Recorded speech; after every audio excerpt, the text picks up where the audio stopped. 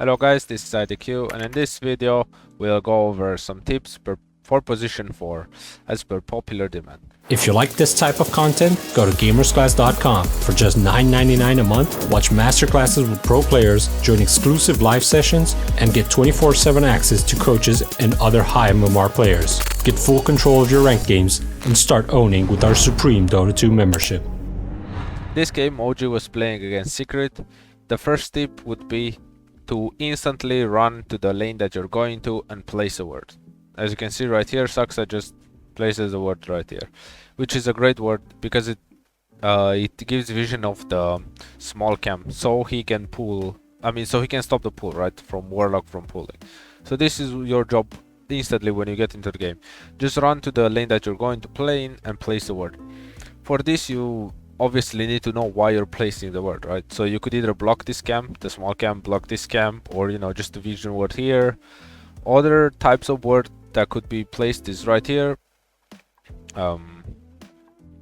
right? So you can see if the opponents are getting a courier. For example, if you're playing bounty hunter or something like that can like snipe the couriers, this would be a great ward to place. It also might spot TPs here later in the game whenever the opponent mid lane might gank. Another type of ward would be right here, somewhere right here or here, so you can fight better in lane, right? Especially nighttime, you don't really have vision. These type of trees right here, when opponents can go like this and hide in the trees, then wrap around you, you want to have vision in the lane. So first tip would be just instantly go and place a ward in your lane. The second tip would be to know when to apply pressure and how to apply pressure. So in this instance, what OG's plan is just to push the wave in, right? They just want to push the wave in with acid spray and then maybe throw in a lion stun, so the wave pushes in right here, because Warlock can't really stop a pull. That's their plan. Push the wave in with acid spray with Alchemist and then pull the wave like this, right? Slark won't be able to contest their pull because he will be forced to sit under tower to take the last hit. Warlock can't really walk up there alone, so they just deny a full creep wave from the Slark. However, this camp was blocked. Saksa managed to deward it, and now he's denying the sentry. But Warlock is just gonna walk up here, right, and just block the camp. So in this instance, their plan instantly changes, right? Since they're not able to do what they planned to, but there are 5 creeps here. This is the instance when they change their plan. Slark is 100% HP, right? Full HP. There are 5 creeps here. Lane is going to push in because of acid spray. So what they can do is simply apply pressure anymore. The plan just changed. However, is the next best thing. So this would be applying pressure phase right now. As you can see, we're pushing in, still like 5 creeps alive, 0 creeps and enemies. Now Slark is 200 HP just because of a lion stun, just like that. So yeah, this is the second thing that we need to pay attention to: how to apply pressure, when to apply pressure, and if the opponents are making good moves, what can I do to counteract them? In this instance, just harass them even more. In this case that I'm showing you right here, is the third tip would be to know where to play the lane. I know it's sort of a weird concept, where to play the lane. Yeah, it's sort of weird. This guy's playing position 5, though it applies to the position 4 exactly the same. As you can see, Witch Doctor, look at his map movements and where he's playing right now. Actually, he's going away from the carry. So in this situation where the opponents are 2 melee heroes, what you need to do is play behind your core, right? So PA is farming here. I mean, I'm playing this PA, but so he should be playing either right here behind me instead of in front of me for no reason, absolutely no reason, and this is going to continue to happen. So what ended up happening is just he's out of position right here. I can't really help him. If you just play right here and when the opponents would walk to me, right, either Darkseer or this guy, can just hit them. But by playing on the sidelines right there outside of the creep wave range, he's just out of position and it will just end up feeding a lot in this game. As we just skip ahead. Let's see, it just continues to press side to the side, not behind the core. You're supposed to play behind the core. As you can see, he just got like 400 damage just because of a Janada. Dead again, instantly, after he came back to the lane. Just because he doesn't really understand the concept. And this guy's like rank 400, so it's 8k plus game average. So, just again, playing on the wrong position wrong side of the map. As you can see, like there's no purpose to go there. You just have to play behind the core whenever you can't really do anything. This is an important thing that a lot of people don't know. So if you could have played just, as I mentioned before, just behind PA, just sitting instead of here, in front of the wave, right here, or here, right? He could still harass this guy. Hitting the range is the same, but by not being on this side, he isn't really open, he isn't vulnerable to bounty hunter ganking him and stuff like that. So yeah, try to assess where you can play in the lane. Do I play behind my core here and just hit opponents whenever they're walking up to my core? Can I play aggressive in front of the wave or in front of my carry, which is not the answer in this game? Or should I just sit behind somewhere? Or is the option just to pull? If you're pulling, this is another thing that you can do. If you're pulling, wave the lane becomes a 1v1, right? Because usually the support, the position 4 or the position 5 is going to come to contest you from pulling. So if your carry is better at playing 1v1, for example, in this game, I'm okay at playing PA versus Darkseer, because he's just gonna push in the wave and I'm just gonna queue the creep, so I don't miss anything. So Bounty Hunter will be busy here, stopping the pull. In this game, either he should be pulling or just playing behind me. So just figure out what the best course of action is for your game, and where can you play in the lane. It's a super important concept that not a lot of people think about. They just randomly play. The fourth tip would be to go and die in the enemy's tower, right? In the tier 2 tower of the opponent, so you make sure that you don't give away experience.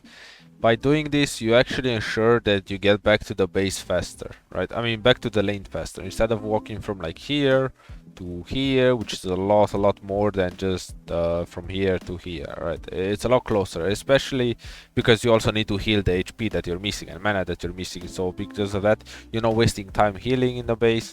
It's a lot faster. You like get 10 seconds more, basically. I mean, it's 10 seconds faster.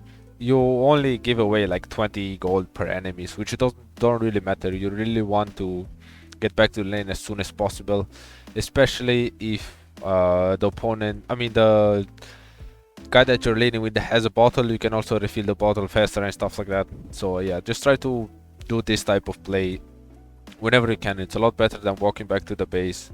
You come back to the lane faster, you can be useful faster, so you obviously have more impact in the game instead of just walking to base and then going back to the lane. The fifth tip would be to have a multi-purpose strip, right? For example, right now he just died on Kaka from IG. He's tipping mid to refill the bottle, out of vision, and then what's the next play, right? Usually you just want to go to the lane that you're playing in, which is bottom. But he also has a ward, so he is placing a ward while doing something else, right? He also refilled the bottle. He's gonna place a ward. He's gonna place a sentry. He's gonna get a kill, all with the same play, right? Just tip it mid and then walk to bottom. Usually people would just go mid, refill the bottle, then go back to bottom lane and then leave the lane again to ward whenever they feel like. But this is the thing that they miss. They can just do a lot of stuff with the same play, right? Stay map movement, like this.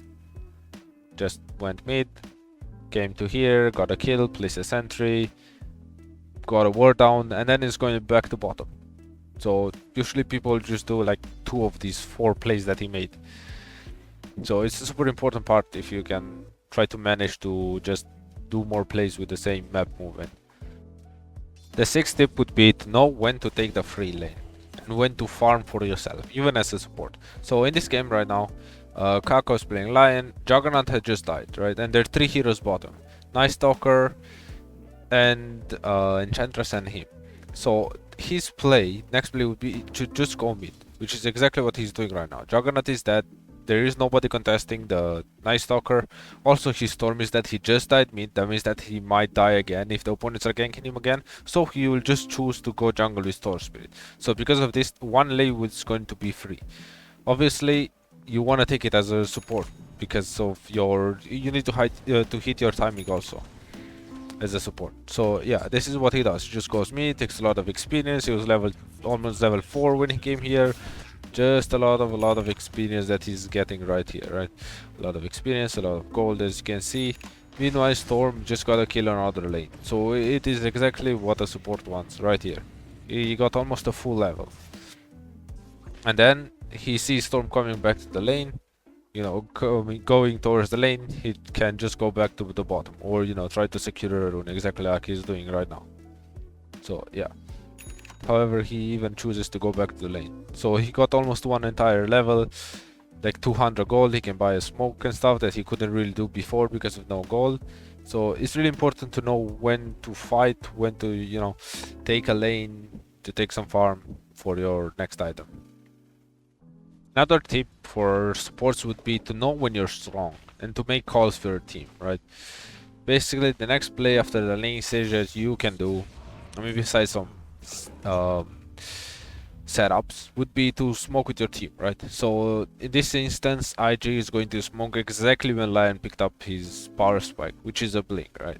The blink just enables him to initiate for his team instead of, you know, having Storm to initiate or something like that.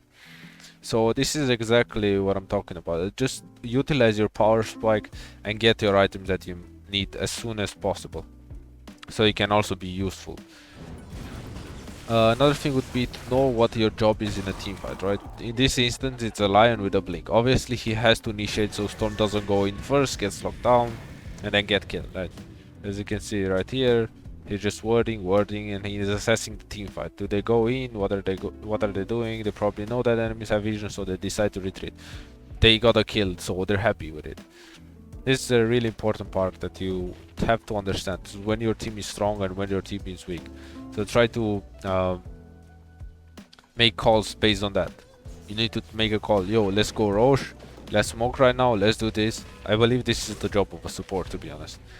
You have to kind of know what's happening on the map. For example, you know, your carry is just getting a BKB or something like that. You know, as a mat, obviously. You have to pick up on when enemies are strong, when you are strong, and what your job is right now. For example, again, they just got a kill with their map movement.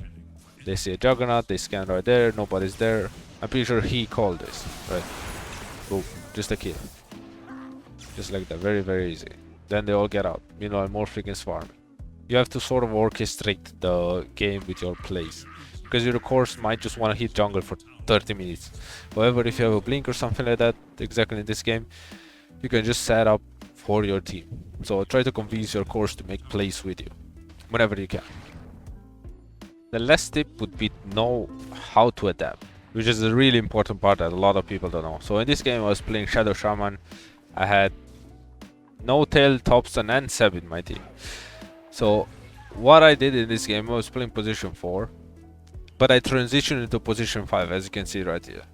You know, I'm the last in the network to my team. All I did was just try to protect my Luna. Meanwhile, they're trying to make plays and stuff like that.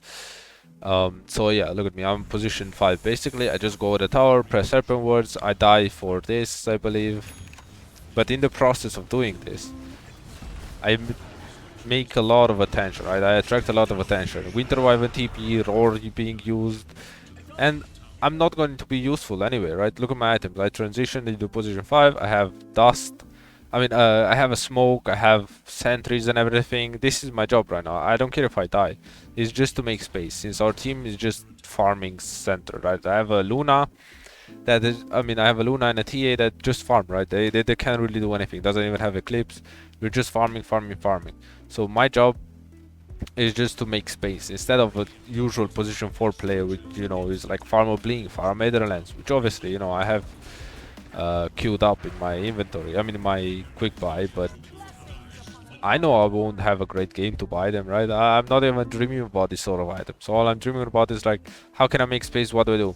Another thing about adaptability is exactly what I'm doing right now, right?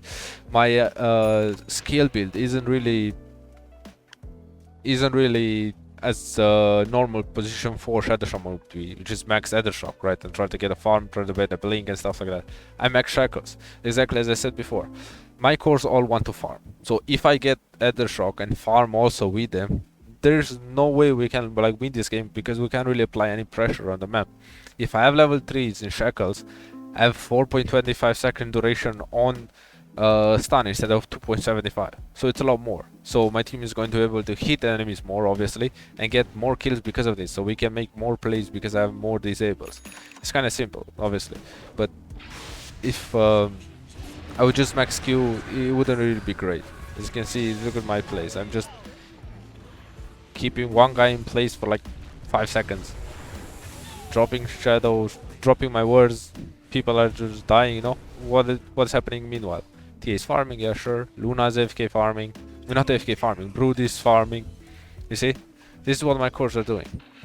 Meanwhile, I'm just sacrificing myself. I don't really care if I die or I'm alive or anything. All my job in this game is just to try to make space and try to make as much, try to attract as much attention towards me while my cores are farming. And also, the thing about what I'm doing right now, it's actually really good, especially at like higher MMR. Obviously at lower MMR, I just suggest to max Q, try to get the items, but since the opponent in this game have a lot of more beneficial, more team fight than us, right? I can't really just try to get my items and stuff like that, right? I can't really get anything done in a high MMR game because the opponents could easily just rush and do a lot of plays, charge us with Spirit Breaker, roar us and go at us, gank us with Beastmaster. They can also, you know, counter initiate with this Winter's Curse. Meanwhile, we don't have anything like that. We just hit creeps. This is what our heroes do. So yeah, just try to adapt in any way that you think is necessary to win the game. It's a super important part of the game. Try to adapt. Thank you for watching the video, guys. If you enjoyed the video, please leave a like, leave a comment. Also, you could tell us what you want to see next in the comments below. Have a nice day.